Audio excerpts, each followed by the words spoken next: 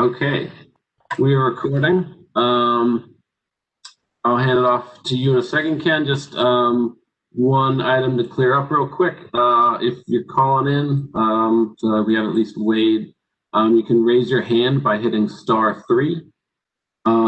Also, if you have any, that's how you raise or unraise your hand. If you have any other questions that aren't super pressing, but you want to throw them in, there's a Q&A, and you can put it in there, and that's also true for any members of the public or panelists or members of the committee who are on the on the web chat or whatever we call it now, and then we can have it and we can get to those and answer them in time as well. Is that recorded at the end of the meeting? Sorry, that would be part of like the transcript. Okay. But the Q&A will be recorded. Oftentimes in Zoom calls and otherwise, the Q&A or the chat disappears at the end of the meeting. And so if somebody says something really important, you lose it. So so before you close the meeting out, you want to cut and paste that Q&A somewhere. Yeah, it's saved as part of the public record on its own. Okay, good.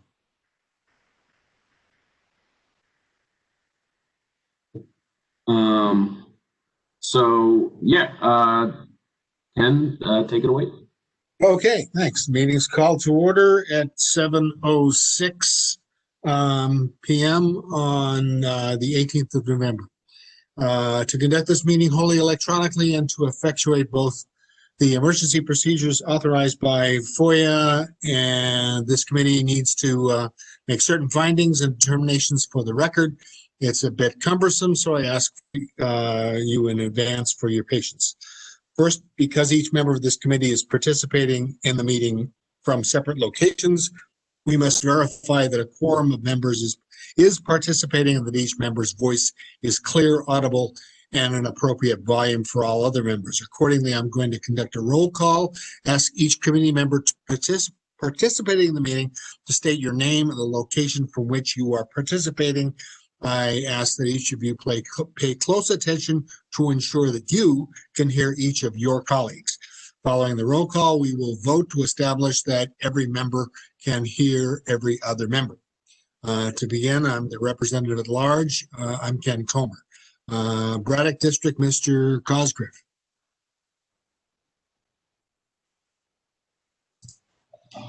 I'm here, Braddock District, Bob Cosgriff.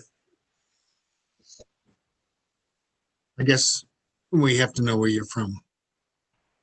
Where you're Braddock District, calling from home. Yeah. Hunter Mill, Mr. Rowe, is that right? That's right. I'm here, here in Reston. Okay, good. Mount Vernon District, Mr. Klein. I am here in Mount Vernon from my home. Dranesville District, Mr. Smith. This is Wade Smith. I'm calling from McLean, Virginia. Providence District, Mr. Foster. I'm calling from Boston. Got it. Mason District, Mr. Albright. James Albright, calling from the Mason District of Virginia. Springfield District, Mr. Liebert.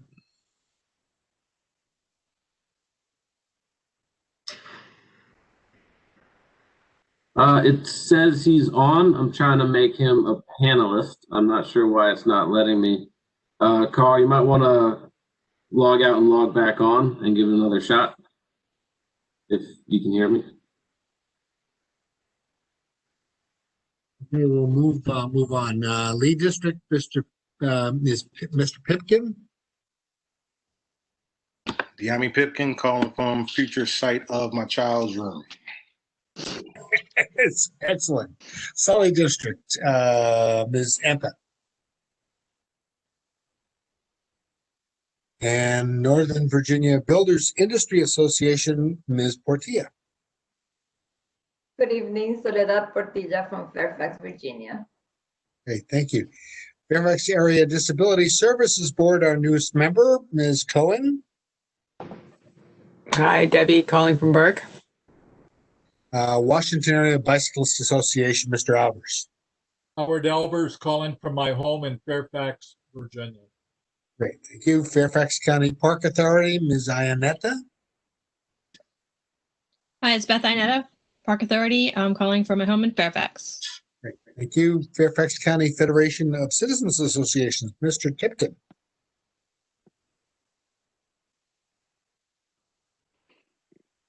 Okay, nothing heard. Fairfax Alliance for Better Bicycling, Ms. Newman, Mr. Newman. Fairfax County, Sean Newman here, calling from my home in Springfield, Virginia.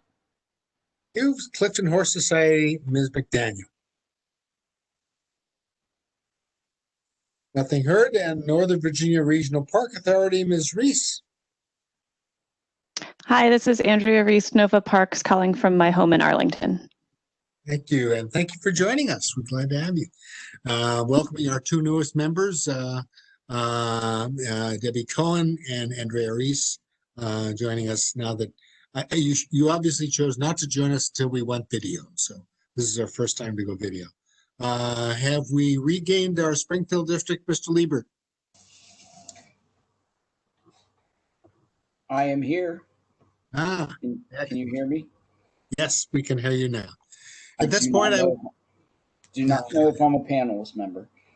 Well, we just need to know that we can hear you, so that if you had something to say as a member of the committee. So at this point, I will move that. Sorry, Ken, real quick. Yeah, Carl, first of all, don't know why I can't make you a panelist, but just be sure to either mute or unmute yourself, or I can do that for you, and also raise your hand and then I can unmute you so you can talk. Okay. So yeah, you're in the WebEx system. You're not called in on phone, right? That's correct. Okay. Oh, it looks like you can unmute yourself too. Okay, great. Okay, sorry, Ken. Okay. So at this point, I want to move that each member's voice may be adequately heard by every other member of this committee. I'm going to move that we accept that by acclamation. Any objections?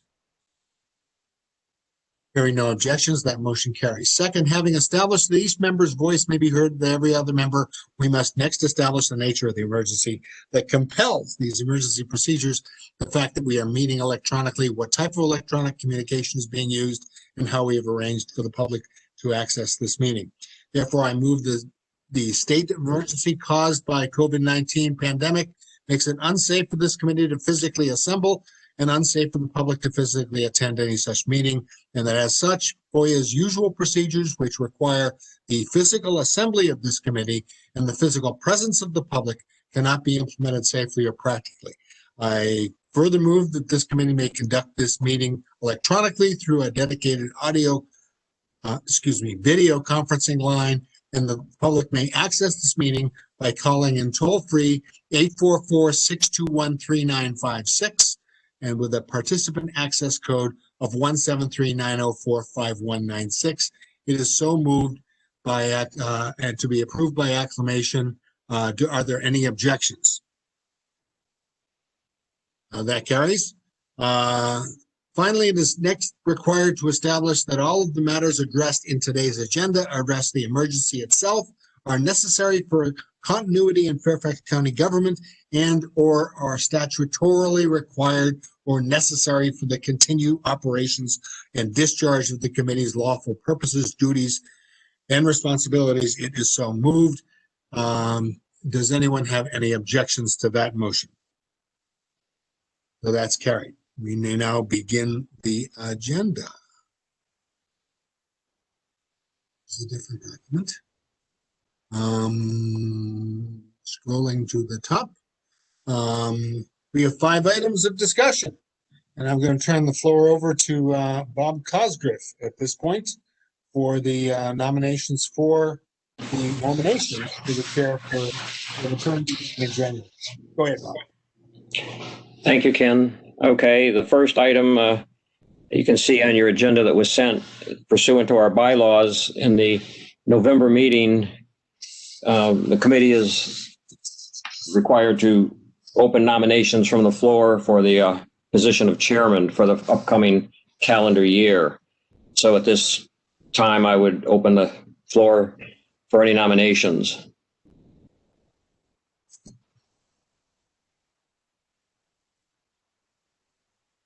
Crickets.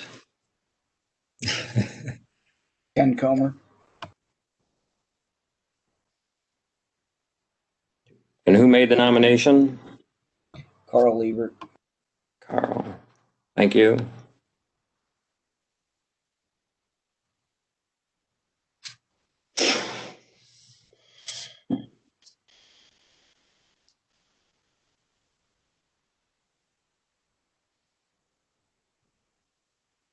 Part of the requirements in the bylaws is that the nominee or nominees be queried whether they're willing and able to accept the position.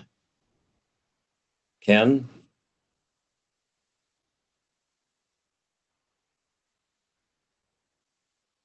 I think you're muted. That's one strike against him, right? Yeah. I'm trying to know. unmute. We don't know what he said. At that moment, the same thing decides not to unmute. Yeah, yes, I am willing to serve for the term. It starts in January. Okay. And excited that we will do this video with video.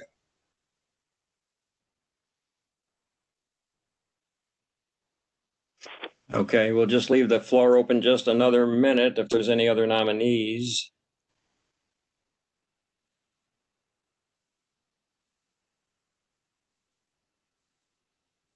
And not hearing any further nominations, we will close the nomination process.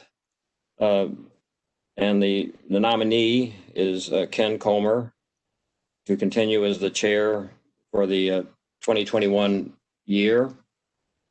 And at the January meeting, as the agenda item, as the bylaws continue, then Ken will open the floor for nominations in January to fill the positions of vice chair and secretary. And I would note that secretary is a position we have not had in the past. This position is required by the bylaws, so it's something we should have a person in. The duties are to ensure that the minutes are taken. It's not that the secretary has to take the minutes necessarily, but just to ensure that they are taken. So people should keep that in mind. And if anyone is interested, you should let Ken or me know of your interest for the January meeting. Okay, the floor has been closed for nominations, and that should take care of that agenda item. Okay, thanks, Bob, and thanks everybody. I appreciate Carl. I appreciate the nomination.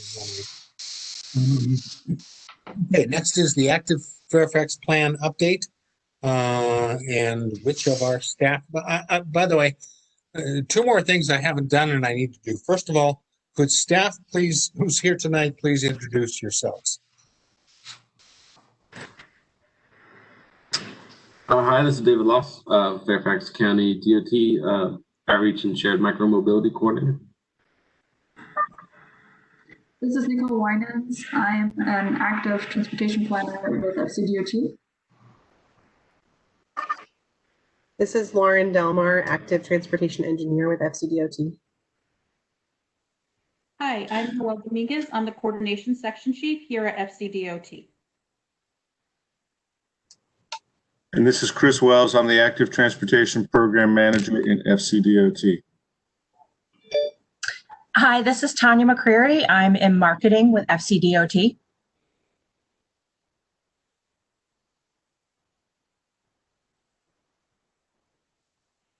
Yeah, I assume that's it, right? Okay, good.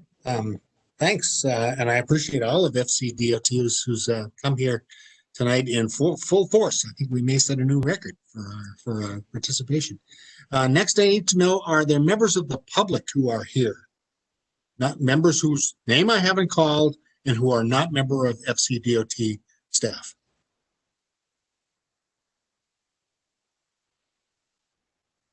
Okay, the record show that we do not appear to have any members of the public present. David, if you could keep an eye on our attendees, if we get somebody to join us, let us know that we do that, because we do have to give them time to speak. On the attendee list, there is a Laura Overcamp. Can you hear me? Yes.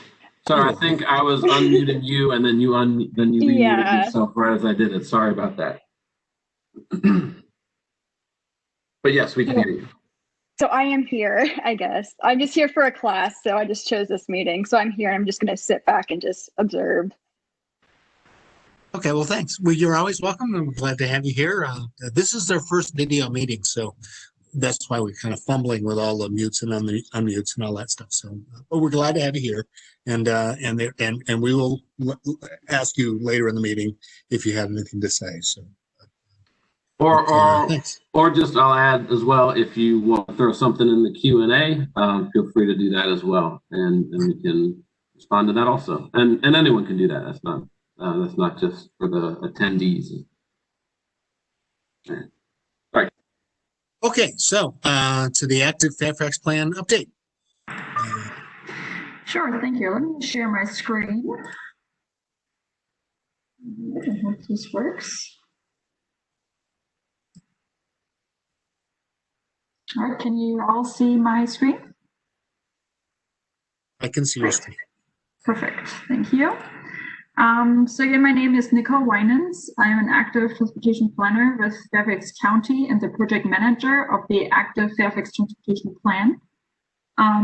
Thank you for having me today for an update on this project, but I think there are a few of you that are new to this project, so I just want to give a very brief background on what this project is about. So this is a comprehensive plan update for the active transportation recommendations that are in the Fairfax County plan right now, comprehensive plan. There are multiple plans that address active transportation infrastructure, such as trails and bike lanes and cycle tracks and sidewalks to a certain extent.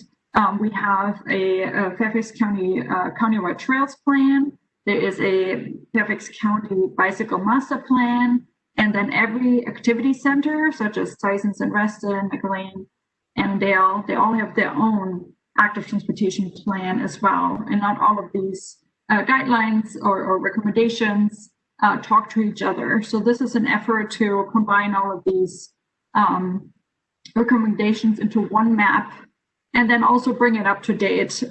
All the plans most of the plans are outdated and need to be reviewed for the type of infrastructure that's being proposed. And also there's the opportunity to make connections that are currently missing in the plan, or realign a planned connection.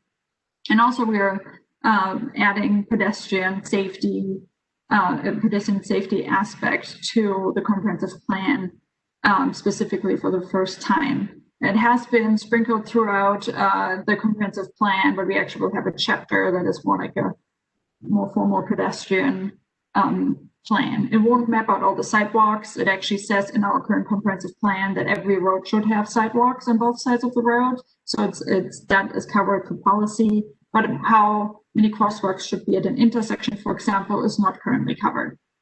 So this is a little bit about that. We received funding to get this project started. It's not fully funded. This is basically phase one.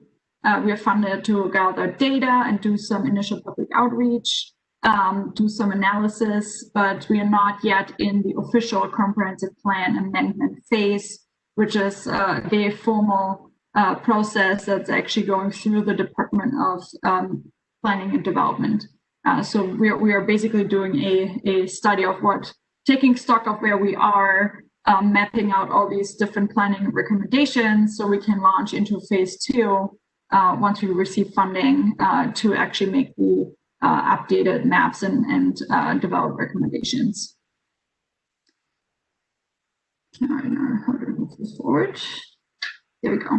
So this is the agenda for this presentation, the update.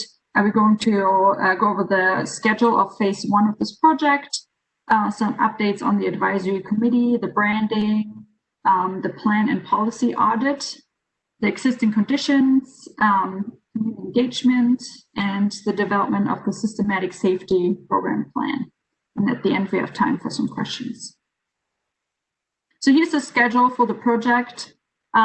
We started the project in July, and we're nearly halfway through. So we just reached the deliverable number 2 here, the policy and plan audit. We just received the first draft for that, but all the other individual tasks and topics are still being in development. So we have not actually officially launched this project, so we're still in the beginning.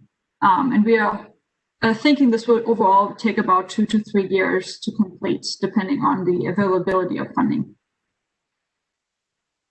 We are working with committees such as yours that are already established, and there's several committees that are relevant to our effort. You're definitely one of the key stakeholders, but there also is the Transportation Advisory Committee and other committees like the Disability Board, or there's a tree commission that may be interested in getting involved on street trees and whatnot. So we are trying to keep everyone involved, and this is really, really broad an effort, not just run by FCDOT, but we working with all these different departments that have a interest or relationship to either the comprehensive plan aspect or the actual land holders like the Park Authority, Nova Parks, but we're also working with the neighborhood community services and the health department. So it's a really broad group that is trying to bring this plan to where we would like it to be.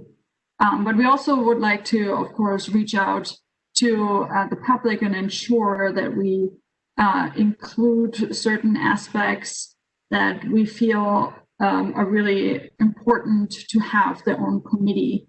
So equity is, of course, one. Fairfax was a recent policy, a big statement that Fairfax County really takes equity seriously, but we can't do it without expertise. So for this project, we are going to have an equity advisory committee established, and we have already reached out to about 300 local nonprofit organizations that represent different target groups in the field of anywhere from they're representing a community of color to a low-income group or some other small group that has been underrepresented or underserved in the past, but they're really our key stakeholders when it comes to active transportation. And this list was developed by the Neighborhood Community Service Department together with the Health Department to aid COVID-19 outreach efforts. So it's a fairly new list. We are very excited to have it because the opportunity to reach a lot more people that we haven't been able to reach before through a partner organization is quite exciting. And then the other group that we're trying to reach that has been not as involved as we would like in active transportation planning is youth.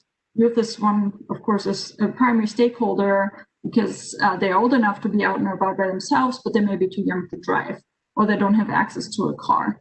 And they have a very different perspective, and they're really the future of the county. So we are establishing a youth advisory committee, and we're doing that by reaching out to current holders of the student bus program, participants of that free bus pass. Those are high school students for the most part. And also the Neighborhood Community Services Teen Center listserv. Sorry, NCS is Neighborhood Community Services. And we're waiting for the response. And once we have the committee established, we are hopefully being able to kick off in December. We've also established branding for the project. On the left, you see the project logo, which is in line with the current Fairfax County Active Transportation Team branding. If you're familiar with our bike map, this should look very similar to you. And we developed a tagline in coordination with the other departments. It says safe, convenient, fun streets and trails for everyone. And that is hinting at the equity aspect, but also has a geographic note that we really try to bring active transportation that is safe and convenient to everyone in Fairfax County. And fun is a new industry standard. It's not just that it's safe or that it's comfortable, but actually enjoyable. So a trail next to a parkway can be safe, but it's not necessarily enjoyable because of traffic noise or there's no shade. So it's a slight step up that we are hoping to work through as part of this plan. So here is an update on one of the tasks, which is a plan and policy audit, which is pretty much a review of the existing comprehensive planning guidance, as well as state policy. As you know, the roads in Fairfax County belong to VDOT, the state. VDOT has certain policies that address active transportation, and our consultant is reviewing those policies to see what recommendations we could potentially make to improve active transportation policy and design guidance on the state level. So the task deliverable is a spreadsheet summary of all these different policies and plans that are relevant to our effort. You can see it's just an overview, pretty much taking stock of what there is and how it relates to the Active Fairfax Transportation Plan, and then what are the strengths and weaknesses of the design standards, policies, infrastructure recommendations, and also performance measures. And then in phase 2 of the project, the consultant will develop recommendations on how to address some of the issues. We have just completed or are in the process of completing parts of the existing conditions update. We're currently working on an equity, health, and demand analysis for the county in order to focus in on those areas that probably are most in need of funding. Then we are doing a crash data review that highlights the top 5 crash corridors for active transportation related crashes and creates maps of these corridors to overlay them also with the equity, health, and demand analysis. And we're working on developing bike and pedestrian crash characteristics. For example, let's say, how many pedestrian fatalities happen, at night versus daytime, and show that in a type of infographic. And on the right, you see a map that has already been completed. It's the map of existing facilities in Fairfax County. And this is basically for the benefit of the consultant to understand our network better and see how the current policies have been applied and funding has been applied, and how our current network overlays, for example, with the demand we see for walking and biking. And a note on the demand, we are looking at streetlight data, which is a big data source. It uses cell phone data, and it can tell or at least assume what mode the cell phone user is using at the time and where they are, so they can distinguish between walking, biking, and being in a vehicle. So they can't necessarily determine if someone is in a bus or in a private car, but based on the speed, they can see if it's potentially a pedestrian or a cyclist. And that's very exciting data to have, which is a lot more comprehensive than spot counts that we're used to, but it does have to all be seen together. And of course, we are looking at where potential future activity is to be expected, such as the activity centers or transit, grocery stores, like what are the attractors, as well as higher density communities. And then we are working on developing a map of the planned facilities. So what I mentioned earlier, we have the bike plan and we have the trails plan, but we don't have necessarily a map of the the planned facilities for all the activity centers. Those are usually shown in the comprehensive plan as a cross-section for a type of road. So in the county, we have different type of roads that they use for planning in the future. And then, for example, a local road or an arterial or an avenue. And based on what type of classification the road has, they show the active transportation facility in the cross-section, but it has never been mapped out. So that's something we're developing to really be able to overlay all these different recommendations. And sometimes you can have up to 3 different ones for one road, which is very confusing for our developers and also our capital projects teams that are trying to interpret the comprehensive plan guidance. So the first step is to see where are those inconsistency on the map before we can try to fix it in phase 2. And we're also planning some field work to double check some of those data points in mid-December. So we've been working hard on community engagement. We have monthly meetings to develop a community engagement plan. That will, it's very, we're trying to be as comprehensive as possible and inclusive. So there's going to be a public broad launch, likely in early December at this point, that will provide, an online platform where anyone interested can go and inform themselves and leave a comment or work with an interactive map. But we know that doesn't reach our target audiences or hard to reach communities. And so we are working with our equity group and some equity advisors from the county, including the chief equity officer, on developing a strategy to reach these individual groups that we really want to hear from and have their voices heard. And that effort will probably really start up in spring when the weather warms up.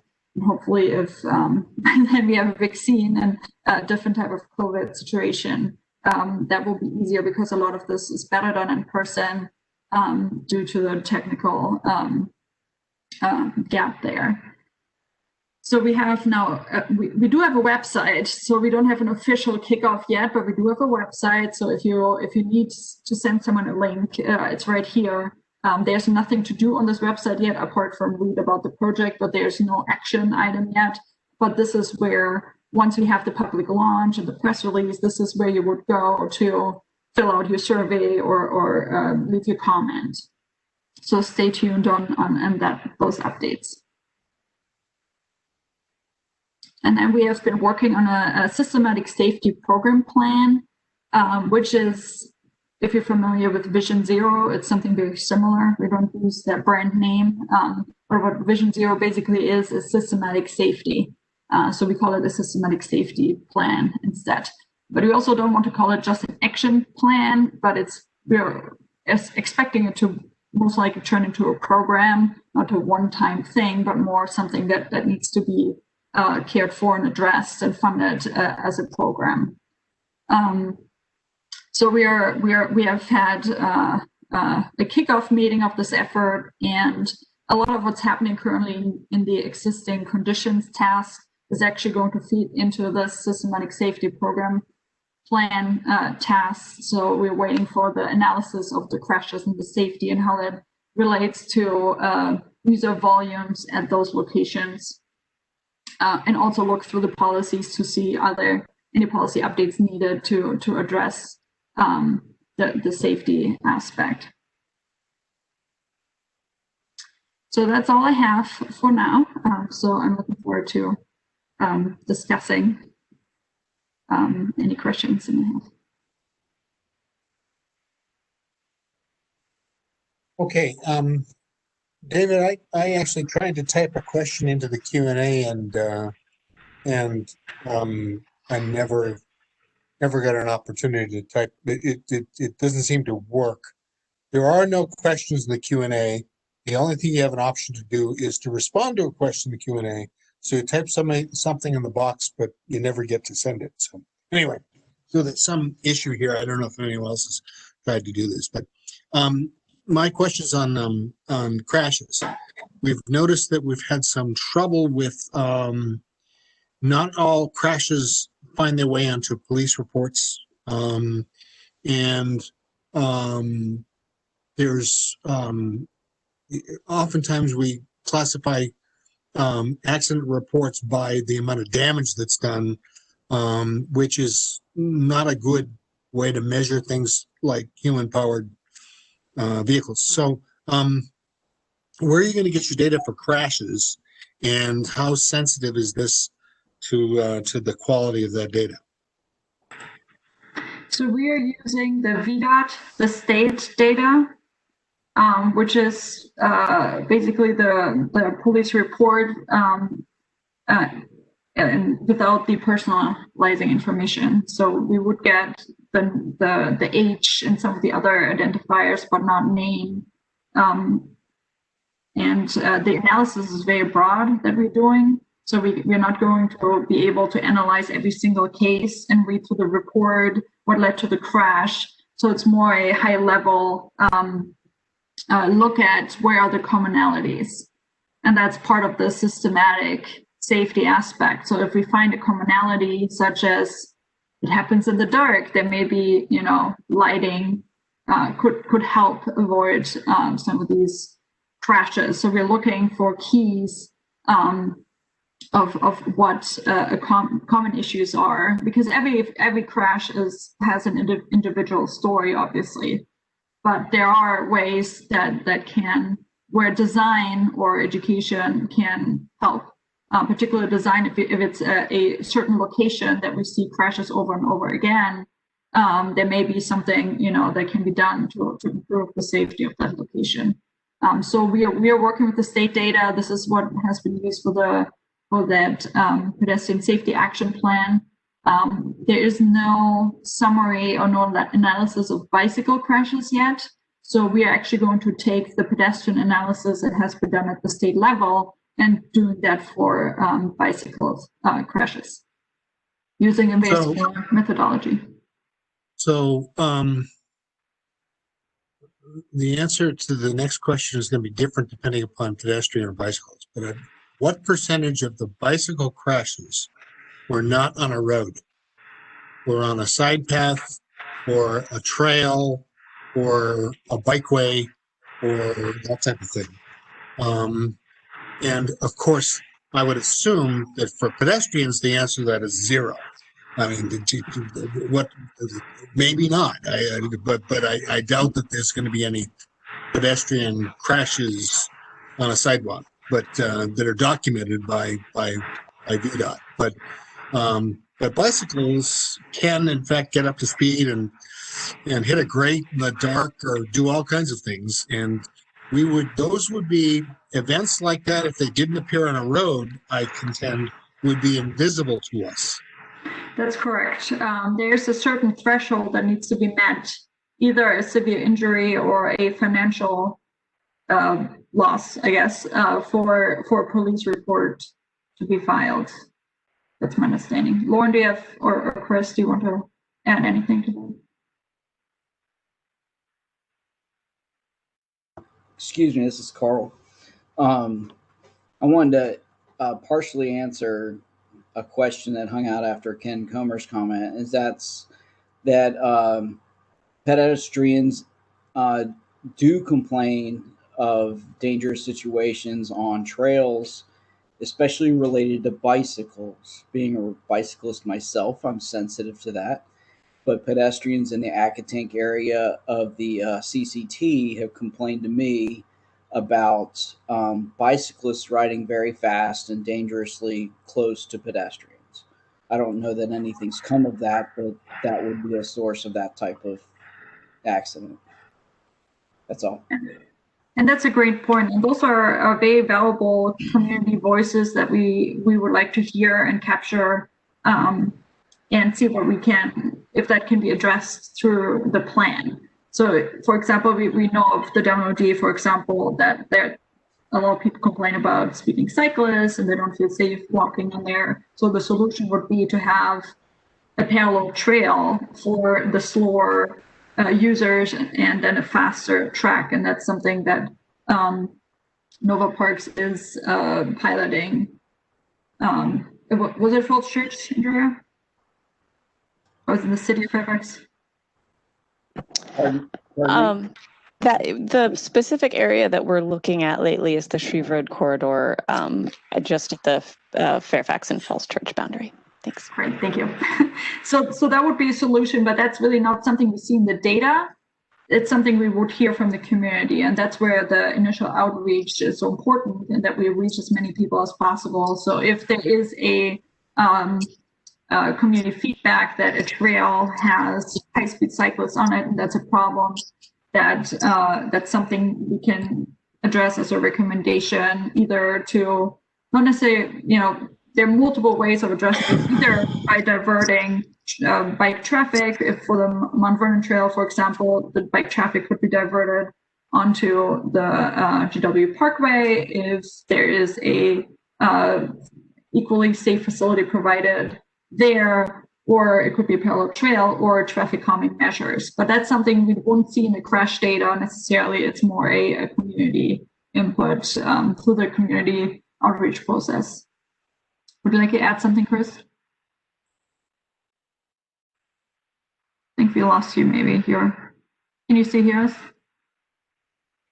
Let me ask, can I come back in for a second? I just had my hand up. I just wanted to respond in part to what you said, and I know Chris was trying to say something, but he'll come back. So what it sounds like to me, Nicole, and did we lose Nicole? Is that the crash data is not going to be an absolutely great source for some of the information needs. And so I think you alluded to the fact that you might be able to include some questions in a community survey, but I guess I would implore you to try and think of ways to get data outside of the crash data, because we know it's far from complete. It won't cover things like trail situation, which aren't VDOT. It won't cover things where there's not significant injury or damage to it's been reported. So it's going to be biased low. Yes, we do. We do know that it's not a complete data set and that there are other issues, but unfortunately, we're not aware of a different data source that is already established. We know there's an effort out there to gather the near misses, for example, which would also probably not include trails. So if anyone is aware of any sort of data source that we could use, please send it along. But we don't have the budget for this effort to do that type of data gathering. Yeah, I guess I'm suggesting like a crowdsourcing recommendation. So what we're building is a work plan for the county. So we are not going to deliver the solutions. We're going to deliver the needs, and that's a good need that you mentioned. That there is a data gap. What can we do about it? So there would be a recommendation on how to fix like the data gap, for example. So I would recommend crowdsourcing. You make it where people can self-report, and you know that may not be fully accurate, but at least it's a different way to gather data. Sure. Nicole, can I ask a question? Two quick questions. One is, how are you coordinating with Fairfax County Public Schools? And the second question is, how the plan address interconnectivity with other jurisdictions? Alexandria, Arlington. I know they have plans that dump trails on their border. How will this group address that? So we have a core team that meets monthly, and that includes representatives from, I should count them, probably 20 different departments within Fairfax County, including schools. So they're part of our monthly meeting, so they're aware of what we're doing. Sally Smallwood, the Safe Routes to School coordinator, is the representative. And on the systematic safety working group, we also have a safety officer from schools that JJ, sorry, I don't know how to pronounce his last name, but we are working with him on pedestrian safety around schools. So he's overseeing all schools in the system from a safety, traffic safety perspective. So we are working closely with them on that. And he made the observation that would be helpful as part of our data analysis of crashes to see how many of those are in school zones. So that's something that the police report actually asks for. There's a check mark from school zone. So we have that data point. So that's something we haven't analyzed yet, and neither has schools. So that's going to be interesting to see if there are safety issues in school zones, and then work with them to address it. And so your second question was? So, for example, in Alexandria has the Backlick Road Trail, or Backlick. Right. Are you connected to all the jurisdictions around us? Yes, so we are going to meet with every single jurisdiction that borders us or is within us to ensure that if they have established routes, that we connect to them, or if they're currently in the process, like we know that the city of Fairfax, for example, is currently working on updating their plan, that we coordinate to ensure that what we have not just ends as well. I mean, it's their decision if they wanted to extend. You have multiple trails that feed into the city of Fairfax, for example, because of its location. It's very central. But that coordination has already started with some jurisdictions, but will be a big part of the plan.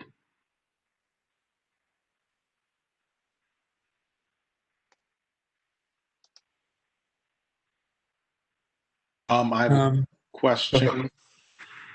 As it relates to Fairfax County school involvement, I saw that one of the community engagement pieces was trying to youth advisory capacity in the Best Pass program and use it CS. My question is there any opportunity to more collaborate with Fairfax County Public Schools and potentially use those students as potential data points, certainly, like if opportunity to direct that information rather than going through other means? Sorry, you were breaking up a little bit. Can you repeat your last question? Is there any opportunity to run surveys through Fairfax County Public Schools with those students as a data point? It's a very low chance that we would be able to do that because the current student body is being surveyed significantly, and we have asked about it, but have been told that they have reached their limits of how many surveys they can do. It would be great to be able to do that, but it doesn't look like that's an opportunity we have. Another additional question about community engagement and involvement in regard to certain communities that you're trying to reach to be more equitable in terms of planning. I know that you spoke about potential in-person collection of data, community outreach, and that sort of way. What type of plans are in place or thoughts are in place if there was a more free-moving world in the spring, health and safety in mind? So one of the best ways of reaching the folks that don't come to our meetings is to go to where they are. So there could be houses of worship, it could be bus stops, it could be food distribution sites, it could be community events that are already happening. Those would be much easier, of course, and more plentiful in a post-COVID time if we get there in the spring, hopefully. Otherwise, if it's not quite feasible, there's still the ability to go to have a socially distant stand. We're currently doing outreach already at sites where construction is happening or planned. We put up a table and then have those socially distanced, masked up interactions with the public. So there are opportunities. We know people out there. Grocery stores are another good place where everyone kind of goes. So, but not expecting those communities to come to us, to our meetings. So that's just something to consider. But we haven't finalized the list of ideas yet. So we're waiting for the Equity Advisory Board and Youth Advisory Committee to be established because we really want to work with them on that because they know best. And having that list is amazing because it's a listserv pretty much. We have those contact information of all these organizations, and working through them is a good way, because that's a trusted source. Well, we are strangers to many communities. They know that group, and if that group can help us facilitate that conversation, that's really helpful. And we're working on something that would be basically a meeting in a box, like a toolbox that has all the, like a PowerPoint template, maps, everything that's needed for a partner organization to, go to an event or host a little neighborhood gathering to talk about, where would you like to go? Why do you feel uncomfortable, walking around your neighborhood, and hearing those voices that way is what we're currently looking at. So there are many ways of addressing it, but it's definitely a little bit easier when there are gatherings happening. So hopefully by the end of the project, 2-3 years from now, we will be able to really have those uninhibited outreach efforts.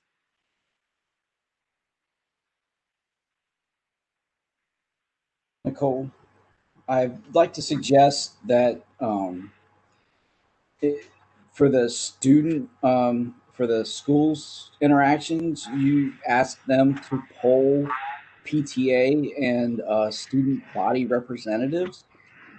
I don't think that's something you can do, but I think you could leverage the fact that those structures already exist, and at least engage them to fill out polls on your websites. But it'd be a great opportunity for student body representatives to work with their constituencies in a way that, promising that they're going to give more ice cream to the students or something, doesn't, something they can actually do. So I think that would be a really cool way to engage them. So, and I think it would leverage the existing structures. You wouldn't have to do much besides prod the schools to do that. That's a good idea. Thank you. Nicole, if I could ask about the topic of reporting incidents that don't happen on the roads. And I can't remember if this is something you and I had talked about previously, but the Northern Virginia Regional Commission hosts a self-reporting tool. Okay, we did talk about that, because I think that has offered an outcome. Yeah, so I think they started the effort to gather the data, but I couldn't see any summary. So my guess is that they happened, because it's so new. You need to really gather 5, 6, 7 years of data for the data to mean anything. So since that's very, very recent, I think they're just gathering at this point. Okay, thanks. So maybe next time we do the update. Beth, you have a question? Yeah. I was wondering if you could give us a sense of, in terms of expectations for this group, in phase 1, what do you think are going to be the next biggest input that we give for what you're working on? Just to kind of get some idea in terms of what may be coming in the next couple months that we may need to deal with? Sure. I mean, definitely I would look to all of you for help with distributing the information, the website, any sort of materials, links, to get, the public outreach aspect of it underway. You're all very connected in your organizations. You have your own lists of ways of distributing or retweeting or whatever, any spreading the word helps. So we don't have that many deliverables in phase 1, I think, that are yet decision points. I think that's more of a phase 2 aspect where we start to actually discuss trail alignments or, what type of infrastructure is appropriate on what type of road. Like, we are going to develop a toolkit that will hopefully help us make those determinations based on, traffic volume and land use context and, these kind of things. So, but that's later. At the end of phase 1, there will be a vision and goal kind of summary for the county. And I think that may also be something that may be of interest. I'm not quite sure what exactly that's going to look like yet because the class hasn't started. But hearing your visions and goals, of course, will play into that as well as, you know, what the public is saying. So I think that may be when it becomes a little bit more, you know, your expertise coming out to support this development of what the county's vision for active transportation is. If that makes sense. So it's very abstract still. We're still in a very abstract phase. I will add, if you need extra attention on it, we obviously have our public information officer with parks. So if anything you want to coordinate with us, we can certainly work through Judy and get some of the word out. So just, you know, keep us in the loop if you want to have that extra layer. Yeah, I mean, parks definitely would be has a lot of our target audiences, like trail users, hikers, any sort of park users are really a target audience for our effort for sure. And don't forget the equestrians. Yes, no, we were well aware of the equestrians, and we need to hear a lot from them because we don't have any equestrian expert on staff. So if there's anything we need to know about equestrian issues or best practices, we do have an equestrian. We have an equestrian. I don't want to say expert, but we do have somebody who works at Frying Pan Park who, if we have design issues or questions, we can talk to her. So like I said, let us know. Great, yeah, that would be helpful. So on hiking trails, for example, we work with Bill Niederinghaus and his wife. I mean, those are citizen experts because we also don't have a hiking expert on staff. But Bill Niederinghaus has dedicated like his life to creating this amazing hiking trail system that we will capture as part of this trails plan. So if we have someone like that for equestrian, I think that would be really good to bring into the loop, as well as we're still working on getting the mountain bike group involved. Yeah, we've not been able. What do you need from us, mountain bikers? What? Any mountain bikers here can help me connect me to more? Yes, this is Carl Liebert. Feel free to contact me. I can put you in touch with the organizations that do mountain biking. Okay, great. Thank you. Because we definitely would like to hear from that type of cyclist as well. Yeah. Because I know there's a lot of trails too in Fairfax County. Sorry, go ahead. The question that occurred to me for the Fairfax County Park Authority, I think Andrea just mentioned that they've started a website for self-reporting. So how do you manage safety priorities in FCPA? You know, obviously you don't have any VDOT reports either. So how do you sense whether you have a problem one area as opposed to another area? Mainly complaints through park mail. So we will get an email or a phone call from just the general public. And basically Tom and I go out and talk or get park ops to go out there and take a look and investigate. We're kind of a scrappy group. We're very like unofficial, but we try our best. But it's really park ops, maintenance staff. If there's an issue out there, they will try to correct it if they can. If it's a larger issue, then it obviously may need a project, but that obviously is subject to funding. But as far as reporting, as far as I know, if it's something serious, it's going to involve some sort of report and probably police or medical or something like that. So there will be a report that way if it rises to that level. I think it's what Nicole was trying to explain, is that if it reaches a certain threshold, there's going to be a report somewhere for injury and that sort of thing. But as far as day-to-day stuff that doesn't result in that, we just get complaints, and we don't have a database where we track complaints.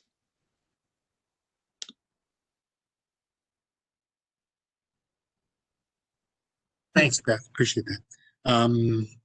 And I understand two people are not going to develop the database, so I got it. Any other questions or comments? This is Jim. I'm still confused, Nicole, a little bit about the relationship between the Fairfax County Park Authority and Nova Parks Trails. and the other county trails, that are outside their jurisdictions, and how that will connect up in this plan, I hope. So the active Fairfax transportation plan takes a pretty high view.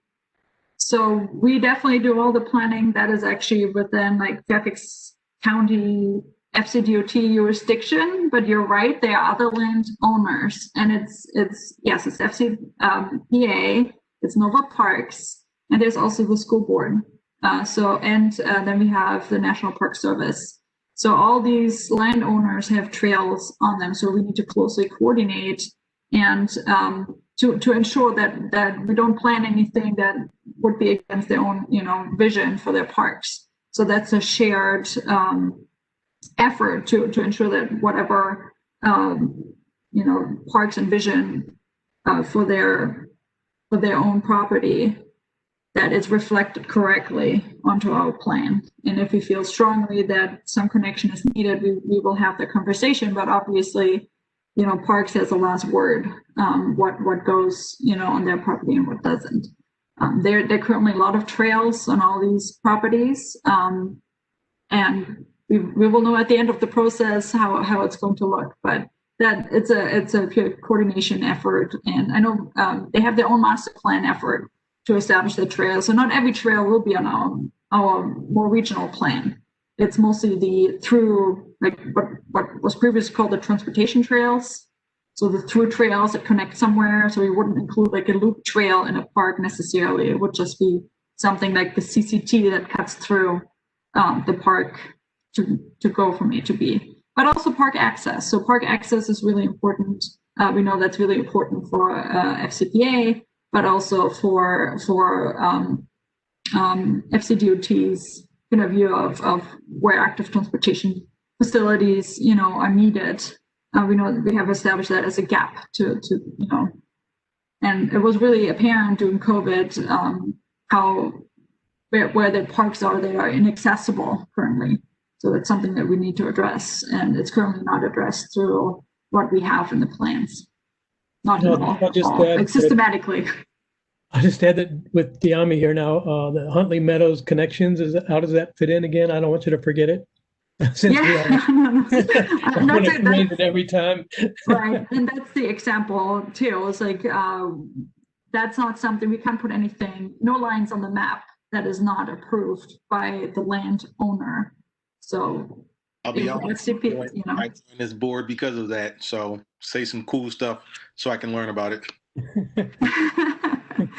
So as part of this process, we will work on the alternative alignment, and we had that one community meeting which gave us a wealth of information of where trails are needed, not just around the park but in general in that area. So that was great, and we're hoping for more community meetings like that can help us determine potential alignments. I live in Woodstone, so connected next to Huntley Meadow on the Lockheed side. Our HOA would love to speak to you about it. Sure. So once we start our public process, those are definitely the conversations we're looking to have, particularly if it's from an HOA, which is always a good, we hear from citizens that they would like a connection or don't like a connection, but it doesn't necessarily speak for the neighborhood, and sometimes there's significant opposition, so that's something we have to work through. So if there's an HOA that's interested in particularly in having access, which currently not, that's something for us that's important to know for sure. Is this just trails, or are roads part of this? Bikeable roads, cyclable side streets, that type of thing? Yes, so it's trails and on-street infrastructure. So we're taking the bike plan, which has a lot of bike routes on it that are on streets, sometimes with infrastructure, sometimes without, and bringing it up to current standards. In many cases, that means turning bike lanes into trails, because that's what is the appropriate facility to serve most users along a busy corridor. We're no longer going to propose bike lanes on Richmond Highway or, those That was totally the best practice 5 years ago, but it's no longer. Yeah. So we need to make, and we have the trail already on the trails plan. So that's where we have to start communicating with the different plans and make sure what is the facility that's really appropriate here and serves most people. And in some areas, for example, in neighborhoods, particularly cul-de-sacs, but also just quiet neighborhood streets, there's not always infrastructure needed, and it may just be wayfinding signage, or it's just fine the way it is, and no adjustments are needed. And Fairfax County has really a lot of those, and that's really a strength. We have all these cul-de-sac neighborhoods that have strong traffic calming and not much through traffic that are really great for cycling. Yeah, there's a lot of cul-de-sacs that have a little bicycle trail at the back of the cul-de-sac. That's right. And nobody, there's no sign. There's, you got to study Google Maps for 3 hours to find what's that little green line, Well, most of those connections are hopefully on the bike map. If there's one that is missing from the bike map, I spent actually hours and hours and hours looking for these connections to include them in the bike map. So if I miss one, let me know. Can I follow on what Ken just said? Two things actually that he just said. One is, as far as including on-street facilities, is that going to include any sort of additional traffic calming to those streets for in places where it's, say, Sharrows or something along those lines existing? Is there going to be any room for adding traffic calming to help slow those areas down better, things other than just bike lanes, trails, etc., but actually things to affect the cars as well? So that's the first question. And then the second is, we have some places with cul-de-sac connections, but lots more places without them. And so hopefully we can make that standard for future development, even though most of it is already developed. Yeah, and to address your second question first, those are the kind of things we need to add to the comprehensive plan in order to ask developers. So we can't just ask for it if it's not in the plan. So this is where we have to look for opportunities and missing connections that are feasible. If those two cul-de-sacs are not going to develop in the future, those property owners may not be open to have that connection there, unless it's already an informal connection, maybe that they would like to have public funding to maintain it. I mean, that happens, and we have those cases. So we hear from those neighbors all the time, like, who's going to pave this connection trail? I was like, this is not ours. But it's good to know where those are. So this is where also, again, the public feedback is helpful to make us aware of where informal connections are that have potential to become formalized as part of this process. If it's something that's still developing, or there's a development potential, that's a little bit easier to put in. And we have already a lot of those connections in the plan. On your first questions, what you're referring to is basically a bicycle boulevard design. So it comes with design guidelines, and it's exactly what you're mentioning. Those are high prioritized bicycle routes that also include traffic measures. So we haven't had that discussion with VDOT yet, but we know it's in NACTO, it's a best practice. And it comes with branding, so it's a little bit more than just traffic calming. It's signage that actually describes this, or gives it a name as a bicycle boulevard. So this is not something we have in our current comprehensive plan, but something that we will have to talk about as adding as a type of infrastructure.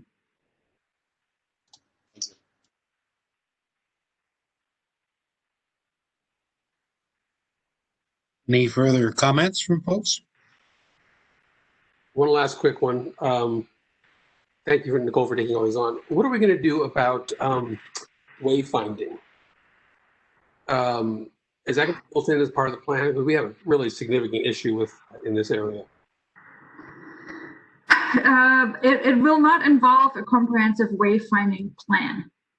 There will be some best practices discussed or recommendations of routes, basically where we currently have on-street bike routes in the comprehensive plan. They're in the bicycle plan. It says no infrastructure needed. This is just a bike route, or it says Sharrows. those share recommendations in most cases actually are not currently something we can implement because of the code of the road design manual. VDOT's road design manual actually sets warrants for sharers, and those don't meet warrants. VDOT does not like to use sharers as wayfinding. So those are very natural routes to upgrade or change to a wayfinding kind of recommendation. But we won't review every road for like a small scale wayfinding plan. That being said, if you know of something that needs wayfinding urgently, we actually do wayfinding projects regularly as part of our daily work. Outside the comprehensive plan, we have a little bit of budget available for wayfinding. So if you feel like a specific route would really benefit from that, that's something that you can always bring to our attention, and we can look into it. I guess I was thinking, and I appreciate that, of sort of a consistent signage, along the major routes that indicate where we're going to go, like building a county-wide look. Right. Tiny we have that. So we follow the MUTCD. And that's, if you're not familiar, it's basically the design Bible for road signage, and we're not allowed to do anything else really. So that's where the look comes from. It's not just Fairfax County, it's nationwide. This is what bicycle wayfinding looks like. There are small ways of designing it slightly different. If it's, you write the long name in one line or two lines, but that's pretty much where it stops. It's always green, it always has a bicycle on it. And we always have a distance indication, like 0.6 miles, and then the name of the destination. So we have, I think we have over 500 wayfinding signs in the county already, and we have a huge project in the work in Tyson, which adds another 300. So we're, as Chris always jokes, we're building a wayfinding empire. We currently actually don't have a way to maintain these really well, so we've asked for more staff to get that funded, to have a technician position that helps us with the wayfinding signs and also the yield to pedestrian signage. So that's all maintained by our group, and it needs to be done more systematically. But it's probably too big of a task for this plan to do. It's like it's a little bit more fine-grained and it's more of a spot improvement. But again, if you know of a route that really would benefit from it, let me know. Okay. Cool. I was just going to say, if you're going to talk about wayfinding, you have to have a serious conversation about funding and maintenance, because you have to figure out who's going to do it. And our park authority struggles with signage, even on our own 350 miles of trails. And so when you start putting it all over the county, it's a serious conversation of funding, but also maintenance. That's the point of the Act of Fairfax, is to create the expectation of level that we want, because you're proposing lots of stuff we don't have funding for yet. Right. So who's responsible for wayfinding in a park? Is that the area manager or the park itself? Beth? For park authority, the park authority as a whole.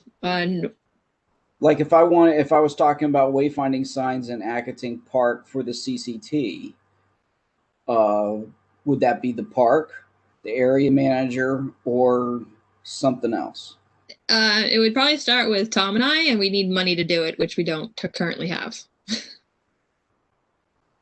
Unfortunately.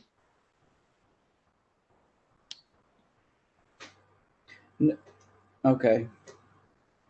And the signs have to follow the template, or is adding wayfinding to a park something that can be done? This trail goes that way, this trail goes that way.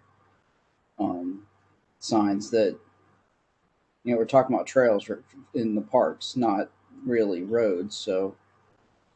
Yep, it's a larger conversation that Tom McFarland and I have been having and trying to figure out a way to do it. One of the troubles is that we have is you have to haul sometimes equipment in through miles of trails. It's not very hospitable in order to put signage in. So we are trying to do a better job to find a more feasible way to do it, given the amount of trails that we have. But for right now, the best solution that we have right now is Trail Buddy, so that people can have a electronic map with them when they go out on the trails to find their way around. But we are trying to make an effort to come up with better solutions. But we also need funding.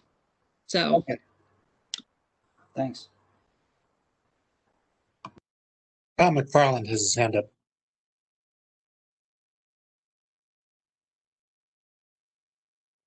I think he's probably trying to find his mute button.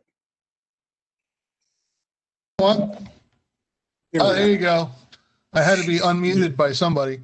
I just wanted to add to what Beth was saying. We had a program in 2012 as part of the 2012 bond, and we allocated about $90,000 to do signs.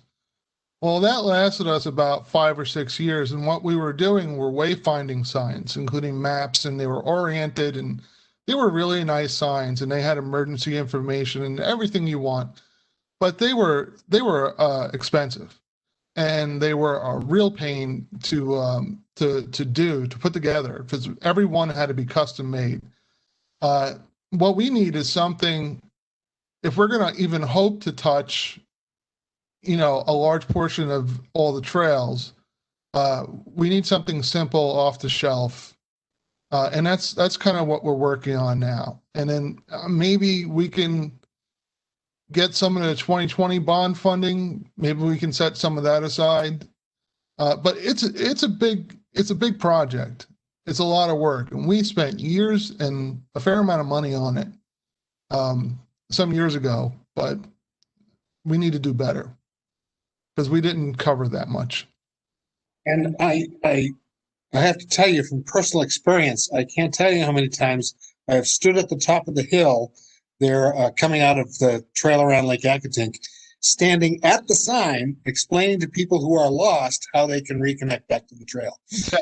Literally in the shadow of the sign. The great signs, Tom. I see those signs often. Yeah. I see people looking at them for a long time, so I don't know. Yeah.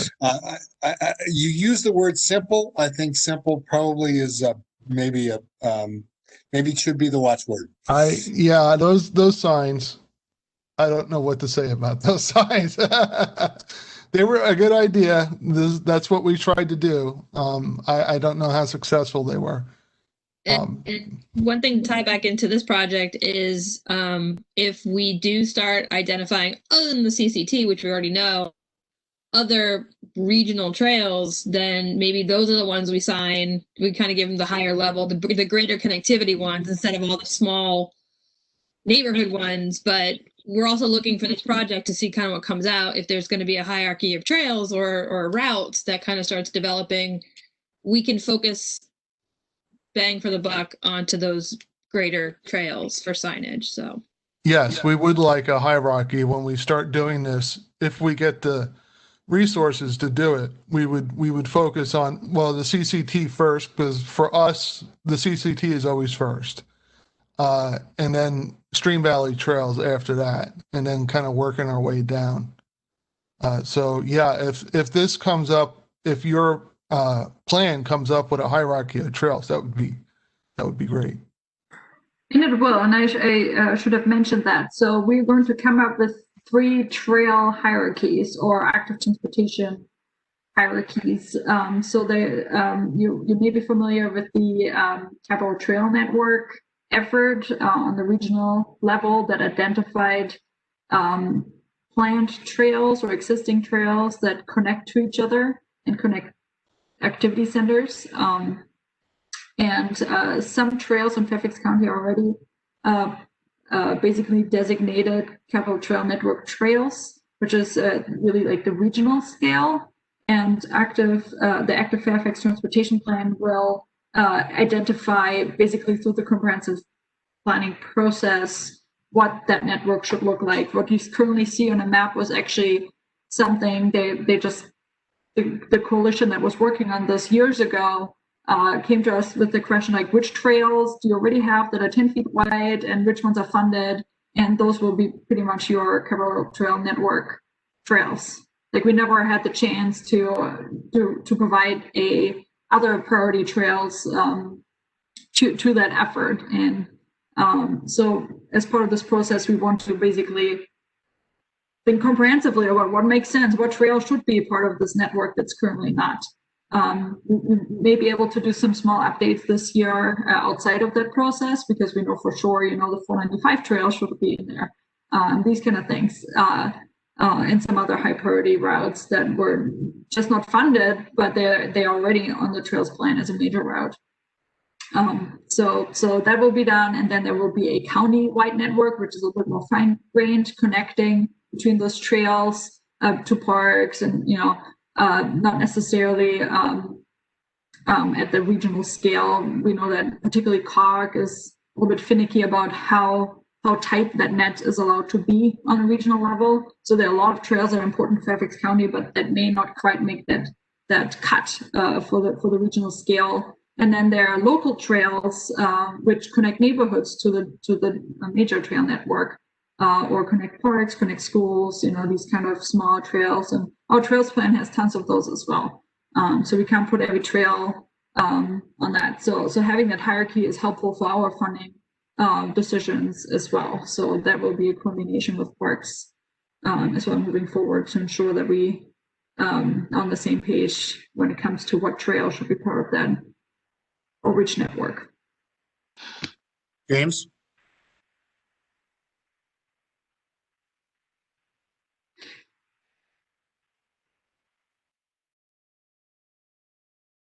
Well, that'll be real helpful for us when that's done, for sure.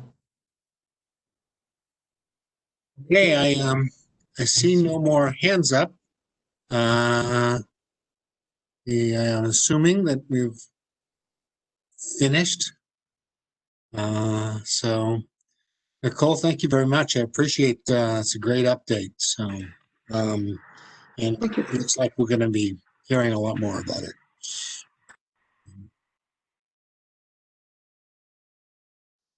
Okay, so the next agenda item is the STARS program. And Howard, do you have something you'd like to present to us?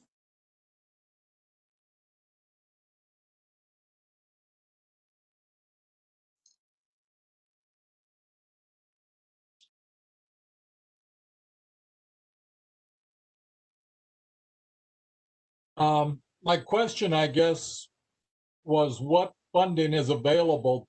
The STARS program identified a number of improvements that could be made at various intersections. And my question was, what funding is possibly available for these STARS improvements? So I'll go ahead and start, and Noel Dominguez is with us tonight for both this item and the next item on the agenda. I'm flipping back and forth. I'm sorry, NVTA are related to big picture funding questions, and Noel is our expert on that. I also think I need to apologize. I think WebEx is more glitchy. I think WebEx is more bandwidth intensive because I'm in these video meetings all day, every day, and it seems to be the only one that glitches like that. The Route 50, the link you sent us, Howard, actually is referencing the CMAQ and RSTP funding, the call for those larger funding pots. And those are, RSTP is Regional Surface Transportation Policy, and CMAQ is Congestion Mitigation and Air Quality. And then the next one that's listed is the NVTA funding. So those are all big, broad funding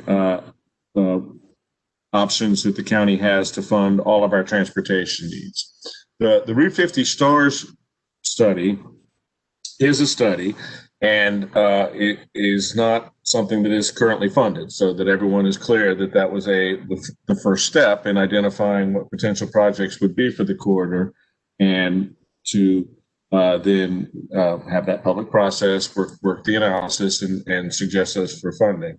I did just hear today from VDOT that VDOT Richmond is looking to pilot some of these STARS studies happen throughout the entire state, not just here.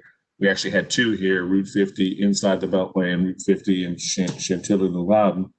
So that VDOT Richmond is asking around the different districts of the state for candidates for considerations for pilots.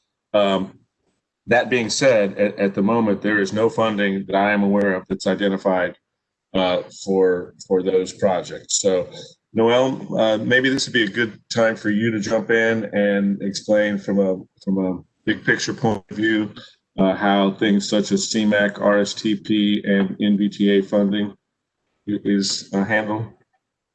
Sure. Thank you again for having me. This is Noel Dominguez. I'm with the Coordination and Funding section with Fairfax County Transportation. First off, before I continue, can people hear me? Receive? Yes? Okay, Yes. great. Thank you. We're good. So generally speaking, projects get funded in the county. The step is to have them included in the county's transportation priorities plan. We recently, or in December of 2019 was when we last, when the board last approved that plan.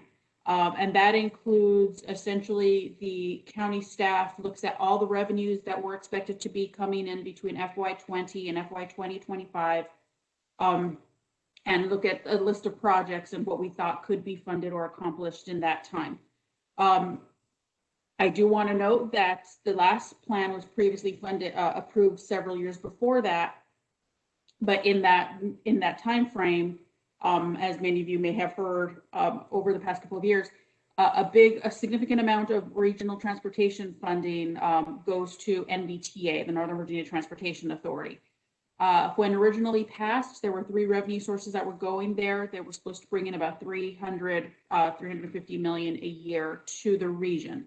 And those get split up and funded between regional and local projects. Unfortunately, in 2018, as we all know, there was a need for a modest state of good repair. And while we don't disagree that that was a need, how the state chose to address that was by redirecting 2 of NVTA's 3 revenue sources to a modest state of good repair. So all of a sudden, NVTA went from having 300 million plus available to a little over 200 million. So they redirected about 102 million a year to a modest state of good repair. We have been spending the past couple of years trying to restore that redirection. In 2019, some money was provided back to the region. It has come in much lower than originally expected. It was supposed to be revenues collected on highway usage. It was part of what people called the I-81 bill. And then this past year, the General Assembly did adopt an omnibus transportation package that, when adopted in in March and April, that was supposed to provide about 50 million back towards addressing our the redirection. Since that time, as we all know, economic situations have changed. So it is not quite going to be the 50 million additional funding provided right off the bat. I'm sure it will even out. 20 million of that is a straight transfer from the state. So that 20 million should be expected. Another part of it is what they call a regional congestion fee or a grantor's tax. That's a fee that is when you sell a piece of property or a house or, a piece of land. That they deferred part of that, and then with projections not sure where they are right now, we aren't exactly sure what that's going to do to the revenue sources. Additionally, the existing revenue sources, how those are being provided is still something that everyone is looking at. So we are currently working off our TPP that was adopted in January 2019. I think staff is waiting to see how revenues continue to come in before that gets updated. So projects to be funded have to be included in the TPP. So that would be the step. Once they're in the TPP, the county then goes to various revenue sources, NVTA regional funding, local revenue sources. So general fund or general obligation bonds. We did have a bond package a couple of years ago that focused heavily on bicycle pedestrian projects and some SMOD improvements. There's also the federal funds that Chris mentioned, your CMAQ and your RSTP. State funding through the Smart Scale program is something you probably have all heard of. federal funding, when there are discretionary grants that come about, we submit applications for those. So we are always on the lookout for various types of revenues. Some come regularly. We know we're going to get about this much each year in, you know, X funding or Y funding. Others are block grant possibilities where the federal government says they have a certain amount of funding available this year, and a significant amount of applications come in across the country, and you may or may not get funded. Same thing with Smart Scale. Smart Scale usually provides about $700-800 million per round, and we could definitely say that more than $700 or $800 million is requested through that program each round. The county itself, understanding that not all applications will be approved, submits several $100 million, if not $1 billion worth of projects to each Smart Scale round. We focus in Smart Scale on larger scale projects just because of the way it's funded and the limits on projects we are eligible to submit. But these are all kind of part of the kaleidoscope of revenue streams and projects that we all have to put together at coordination and funding and with DOT and the county. Do you have any candidates for the 2027 round of bicycle and pedestrian projects that you could identify at this time or you could talk about? Are they all in the pipe? Do you have everything in the pipeline and there won't be any new projects? Well, like I meant, we do have projects in the TPP right now. Chris, I know Chris has worked on that with as part of the team. I can't list them all. We do have a significant amount of projects. Well, I've seen the plan, and there's a whole lot in there. I was looking for new things, if there were any new initiatives, and if you don't, that's fine. I just was curious. I believe, you know, we're all looking at what the revenues will be, as well as new projects that can come into the plan. When the update to the TPP will be approved or when that will be discussed, I don't have the information on that yet. As we all know, it's the entire situation right now is somewhat in flux. Okay, that's fine. We can go on to the next question, and I don't need to belabor the point. I was just interested if there were new initiatives that the 495 crossing is. I want to hear more about that. But yeah, as the TPP gets updated, as we want to regularly do, Chris's team is heavily involved in that process to see which projects would fit in. We start with a larger list of various suggestions that are brought into the county, then staff evaluate, it goes through a public comment process. The board sees iterations, it goes to the board transportation committee. All of this happens. It's a long process. It usually takes 6 months to a year before a TPP is adopted. So there will be plenty of time to discuss additional projects to that. And I hear your comment now, and we can definitely add that to the list to be considered. Thank you. This is Stephen. I have a question. This is probably a pretty naive question, but I'm very surprised that the STARS program relies on local municipality funding. So maybe someone could just give me a basic 101. The Commonwealth owns the roads, but they expect us to pay for the improvements. Likewise, I'm perplexed by when we talked about the Route 1 corridor and the speed study at the last meeting that the county would be asked to pay for that. So, it seems just counterintuitive to me that if we're in a Dillon rule state and we don't have the ability to control our roads, but we have to pay for that, I don't understand this. So yes, in Virginia, most of the cities and towns with populations over 3,500, they maintain their own roadways. That's not like an interstate that runs through the middle of a city, but those local roads that they'd have, as well as with Arlington and Henrico, and that dates back to the early mid 1900s. The rest of our jurisdictions, Fairfax County being among them, all the counties, with the exception of Arlington and Henrico, those roads are maintained by the Commonwealth, which means that they are tasked with the, your potholes, your repavings, your snow removal, that sort of thing. When it comes to capacity and improvements, they have some money to put on that. A lot of it does fall to the localities.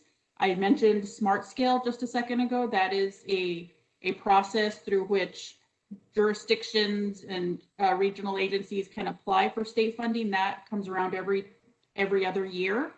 And there are limits on what is eligible to apply for. It has to be in certain plans and meet certain types of needs, but those go into a process and funding can be applied for through that. The state also has other programs. State of Good Repair is a big one.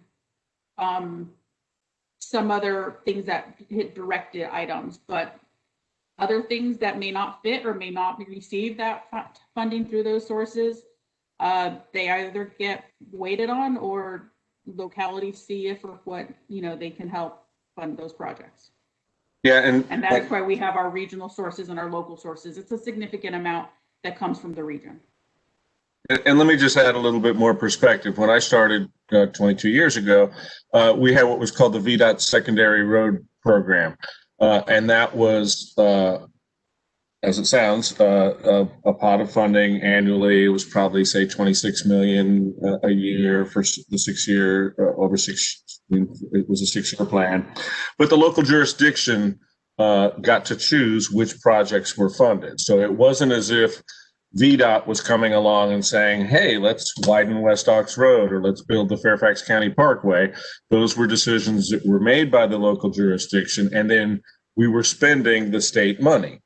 Fast forward 20 years, we have these other mechanisms such as Smart Scale that it's essentially similar, that it's a pot of state money.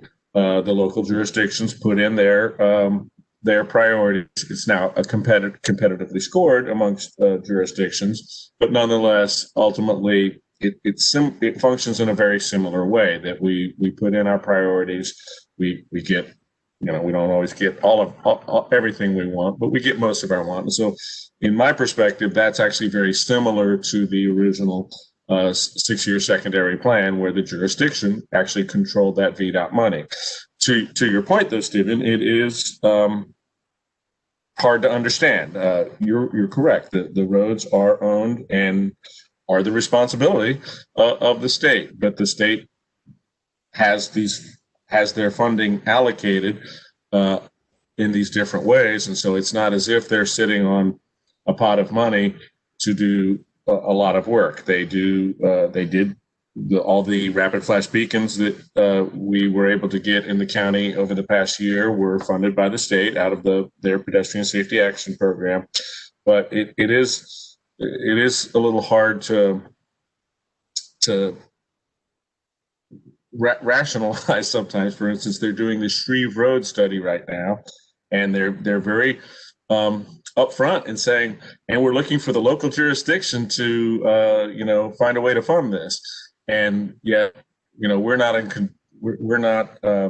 doing the study, and so there is certainly a little bit of a disconnect sometimes as to what the state is doing versus then what, for instance, what our Shreve Road is not going to compete very well in the Smart Scale scoring process. So.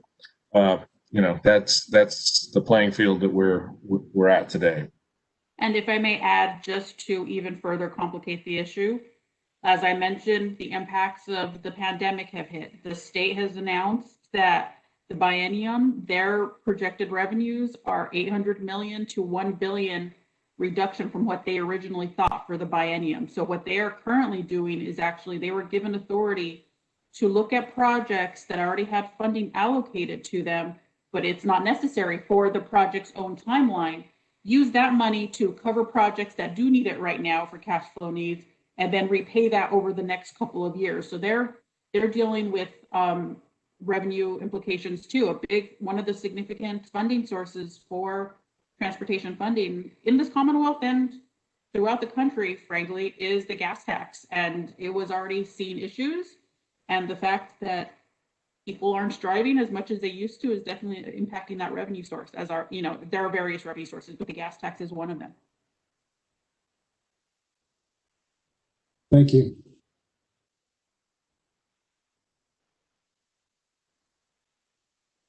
Are there any other questions? I'm happy to answer.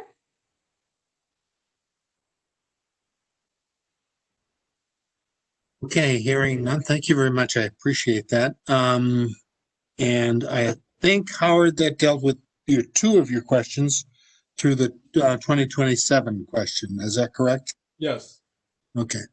But we still have Howard's third question, which is regarding the Arlington Boulevard Trail, Falls Church, Fairfax Circle. Funding, construction status of funding and plans.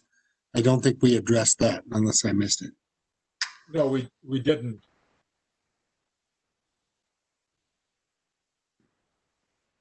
Sure, Howard, do you want me to go ahead, or do you have us, want to set us up, or? Well, I'd just like to know what is planned. It's part of the Capital Trail Coalition high priority trail. It crosses over 495, crosses destined to cross over it, and we need to, and there's part of it's under construction now, and it looks to be stalled in certain places. So I just like a briefing kind of. Sure.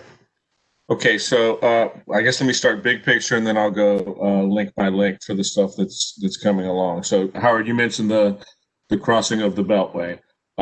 Going back to when the 495 hot lanes were constructed, the Route 50 interchange and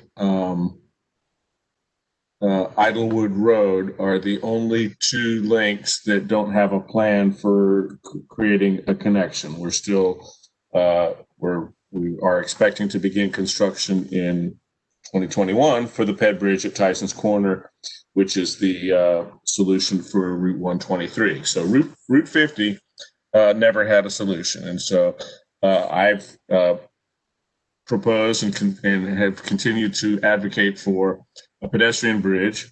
From originally, my idea was just along Route 50 from Fairview Park over to Gallows, but as you can imagine, that's an expensive project, and we have not been able to fund that in the TPP. I know that as part of the recent zoning activity associated with Inova and West Fairview Park, there's been renewed interest in maybe an alternative bridge connection, south or north or both, which are both shown on our plans. There's actually two connections shown on our plan. So if those could eventually become funded either by the public sector or with the private sector, that would be similar to our solution in Tyson's to 123, to not do it right at the interchange, but to do it offset. Inside the Beltway on Route 50, for 20 years, we've had a request and activity to try and build facilities from the essentially from Fairview Park or the Jaguar Trail intersection to the Arlington County line. Most of those have been completed, but most of those, or many of those, I should say, are sidewalks, not trails. Unfortunately, those projects were developed at a time when it was still considered an acceptable bicycle facility to ride on road on the service drives. So we did not have the knowledge or the ability to push for all of those to be shared use paths instead of sidewalks. And although that section of Route 50 inside the Beltway looks like it has a wide side median and it ought to be easy as can be to build there, it turns out there were certainly a lot of stretches where there's trees in there. Those trees provide buffers for the residences that are along there. And as always, there's a reluctance to take down trees. So as those projects were developed, since we did consider at that time service drives as bicycle facilities, many of those projects were designed and built as sidewalks, not trails. If that was to be going on today, we would do it differently. We would actually push for and hopefully receive the support of the Board of Supervisors to have the impacts and the criticism that comes with those impacts to build trails. But what you see inside the Beltway right now, I think all of those have finished construction, and that is all that we have planned inside the Beltway. Outside the Beltway, we were able to fund significant sections of trails as part of the TPP. And those we are pushing now to make as shared use paths. There's actually one small section next to a quiet residential service drive that is only planned as a trail. But I'm going to click on my PDF here, so I won't be able to see you all anymore, but there's no reason to share screen. I'll just read it to you and then we can talk about it. So what I'm reading from is the TDD Design Division's monthly status report. And so that is where the details of this are. Bob had asked us to circulate that like we did, and I had sent that to David. So I don't know if he got it out before the meeting, but he will be certainly, if he didn't, he'll be getting it out after I talk about it. I think I sent it out. I can make you the presenter if you want to share your screen. Sure, I can try. Okay, where's the little share screen thingy? Oh, there it is. Okay, there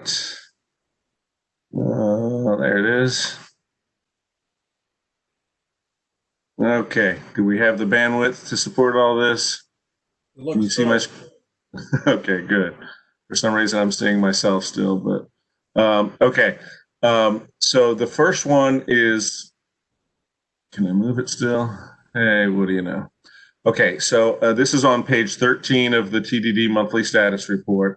The first one is Route 50 from Blake Lane to Stonehurst, under the description here in the middle. I'm sorry, did someone say something? Nope, keep going. Am I breaking up? Definitely, Chris. No, you're good. You're good. Okay. The first one here is the Route 50 Blake Lane to Stonehurst. It's 600 feet of shared use path. It doesn't say which side of the road it's on. It is scheduled for 2022 construction. The next one is Lindenwood to Nutley. It is 360 feet on the north side. It does not have a schedule yet because there's a significant floodplain there that they have to do the floodplain analysis. That's what H and HA means. The next section is the Bear Branch pedestrian bridge. That's on the south side of Route 50 crossing Bear Branch with 425 foot of trail. That is also scheduled for 2022 to 2023 construction.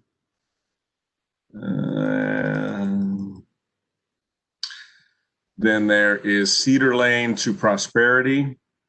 That is 775 feet of trail with some sidewalk to a bus stop. That is also scheduled for 2022 construction.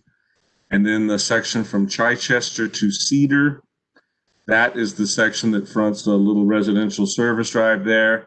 That is just sidewalk for 755 feet, and that is also 2022 construction. So let's see if I can stop sharing. There it is, stop sharing. And free up some bandwidth to talk and answer any questions. Is this all on the same side of the road, or is this a little bit on the north, a little bit on the south, a little bit on the north? Yeah, so the intent of this, as we've done with all of our corridor projects, Route 1, Route 50, Route 7, is to create at least, at a minimum, a continuous path on one side. I do not know, and maybe Nicole remembers, if this completes the network on both sides. I doubt it does, because certainly at the Virginian Retirement Facility, I think we're only working on one side. So what we are trying to do in each of these corridor efforts, and this one is no different, is collect again, to have a facility at least on one side.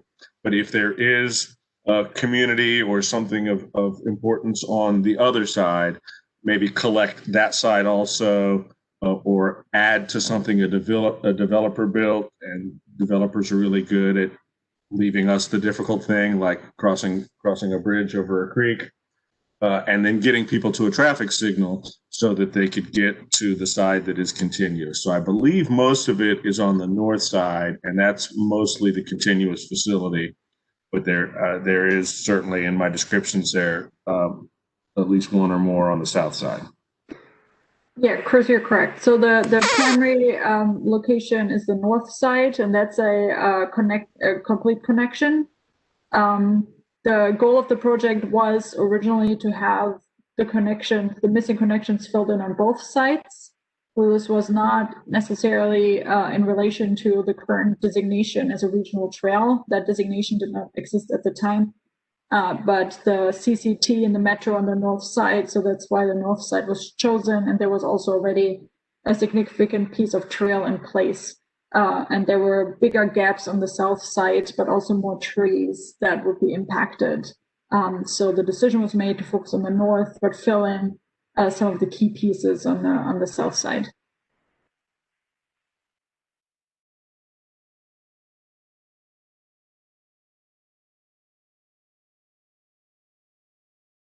You're muted, Howard.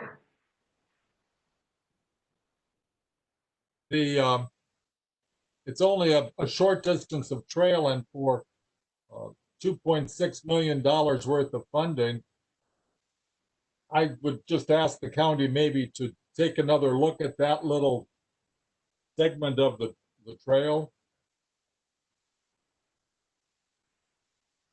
Because the planning commissioners decided to waive the trail requirement that the builders needed to put in when that community was put in.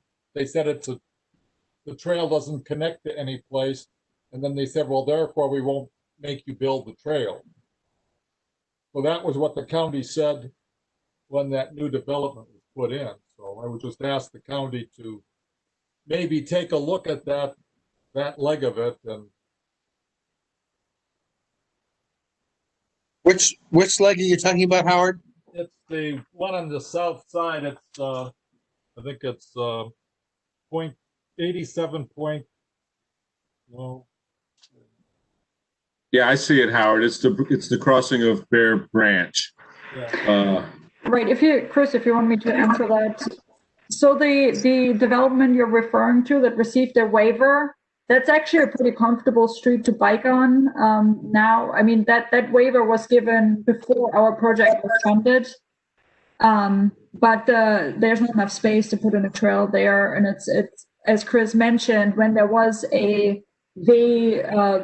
no traffic calmed, rarely vehicle using a service drive available. And that's the case with this development. It's just feeding, I think it's like 5 houses. And there's even a parallel road to that. So that service drive is pretty much unused right now. So it's a perfect bike connection to that bridge.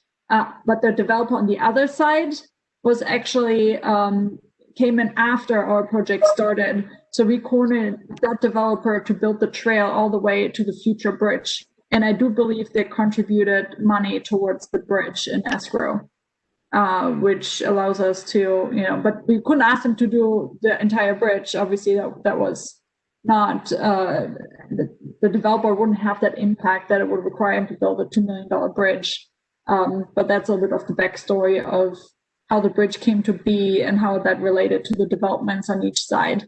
But the developer on the north side actually did extend the trail all the way up to the next intersection, which was way beyond their property border, so that they already contributed more than most developers would do. And ultimately, on a road such as Route 50, which is high speed, high volume, we would want a facility on both sides. So in all of these corridor efforts that the county has undertaken in 20 years, we often start out due to limitations of at least getting it on one side. Route 1 is the classic example. We had 8 miles of Route 1 that we wanted to close the gaps on. I think we finally did it 20 years later. But the idea was that if you really needed to go 8 miles, you were going to have to cross at a signal somewhere to continue. Then as time progressed and other development activity happened and we had other funding, we've actually become close on Route 1 to covering both sides. And then ultimately now Route 1 is actually going to be improved and it'll cover both sides. So similarly on Route 7, when we did our corridor project between Seven Corners and the Skyline Bailey's interchange in City of Alexandria, our intent was to ensure there was something on one side, but we were pretty much able to cover both sides with the exception of the frontage to the Seven Corner Shopping Center. So on a road like Route 50, again, we would, the current trails plan on some of these major corridors shows a trail on both sides, but it's inconsistent in other major roads like that. It doesn't show a trail on both sides. So, in a perfect world, ultimately, or in a future world, depending on funding, we would want to have a trail on both sides of a road, such as Route 50. Disregard the other question. What can I report to the Washington Area Bicyclist Association about the completion dates? Are those 12/22? Is that an expected realistic date? Can I report that to them? That this leg of the trail from that's in the development plan, are those firm dates? And can I report that to them? You can report that to them. Those are the published dates. Now things change. So as we sit here today in November of 2020, those dates in the status report are their published dates. Now those can always they can slip later if the project runs into complications. My design group is also typically pretty conservative, so sometimes those can actually move forward if right-of-way and utility relocation happens sooner. So those are good dates for now. And is there anything that WABA can do to encourage that gets built, or that those dates?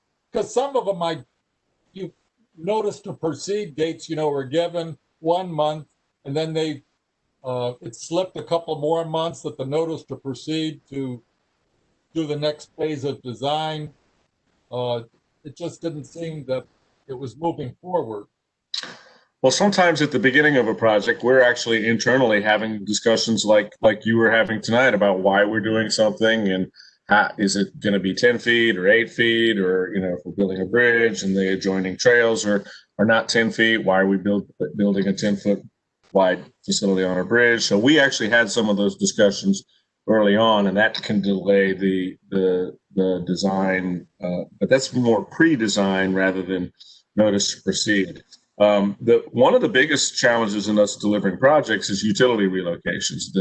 Dominion Power and Washington Gas and 20 zillion fiber optic companies from across the United States, they act on their own schedule, and so there is nothing that the county of Fairfax can really do to accelerate their workload. So that's really one of our biggest challenges when we're working along a corridor such as Route 50. There's typically significant utilities, and we've improved our relationships and our ability to work with to plan. We build into the process the design that they need to do to relocate their utilities in a more timely manner today, but it is still that's often a big scheduling unknown as we head towards construction. Thank you very much.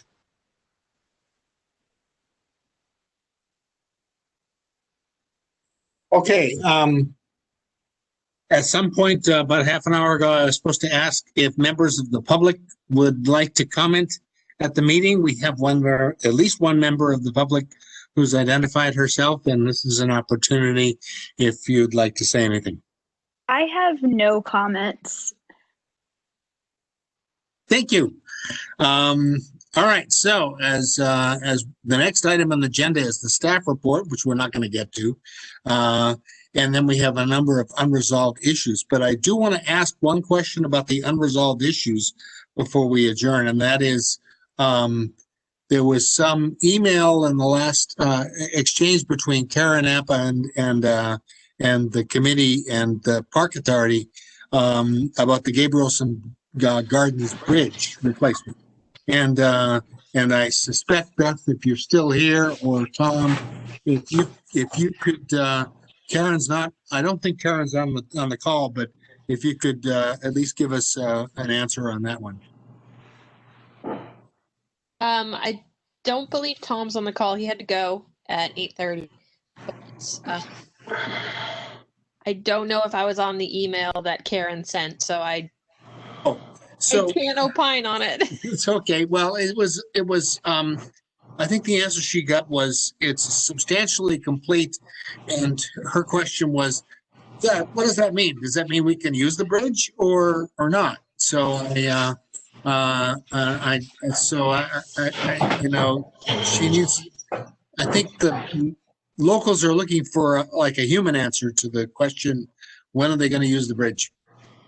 As far as I can remember, when I asked Tom earlier yesterday, it was they're waiting for the building permit to be issued, and then the bridge has been fabricated.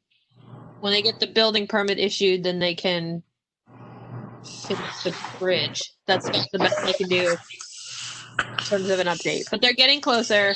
It's underway. Okay. So the bridge is not in place yet, right? I don't believe the bridge is in place. It's been fabricated. It hasn't been placed yet, but they need the building permit issued before they can do that.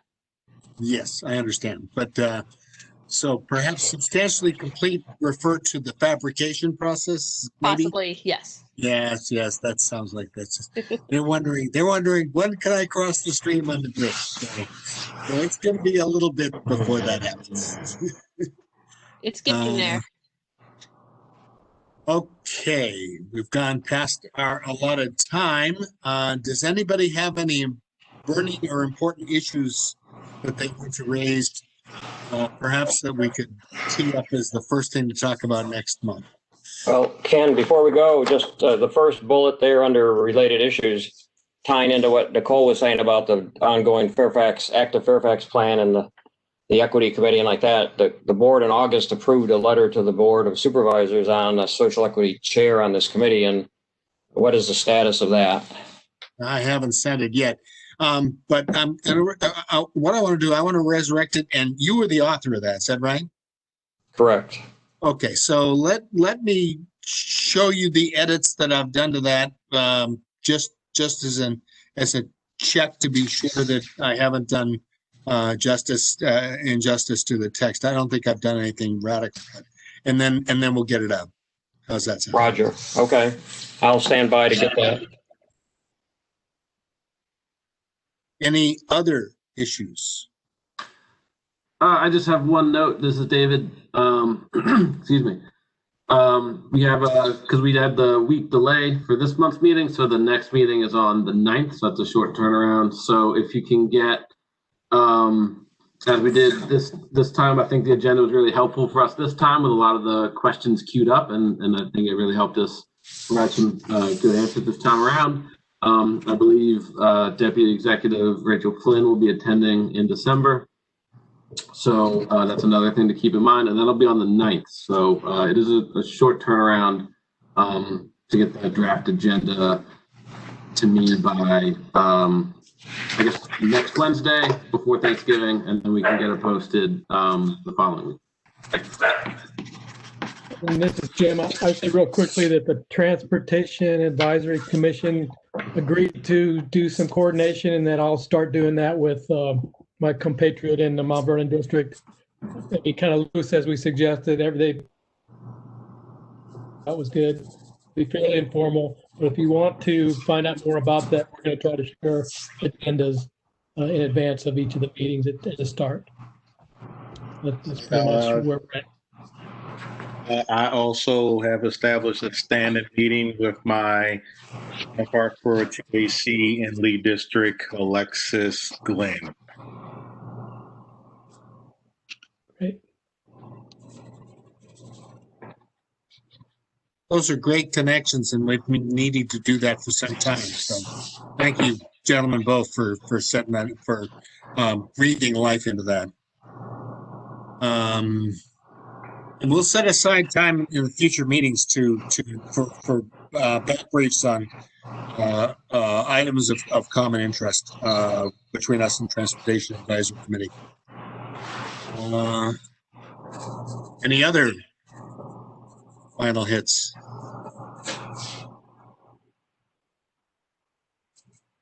So the motion to adjourn is in order. Motion to adjourn. 9:10 p.m. And we will see you in 3 weeks, I guess. Have a good Thanksgiving, everybody. Have a good evening. Thank you. Good seeing you, everybody. Take care. Take care.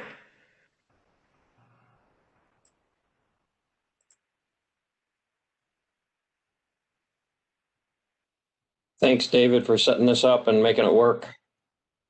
Sure thing. We had a couple hiccups, but I think it went pretty well by and large. Yeah, it's great to see everybody.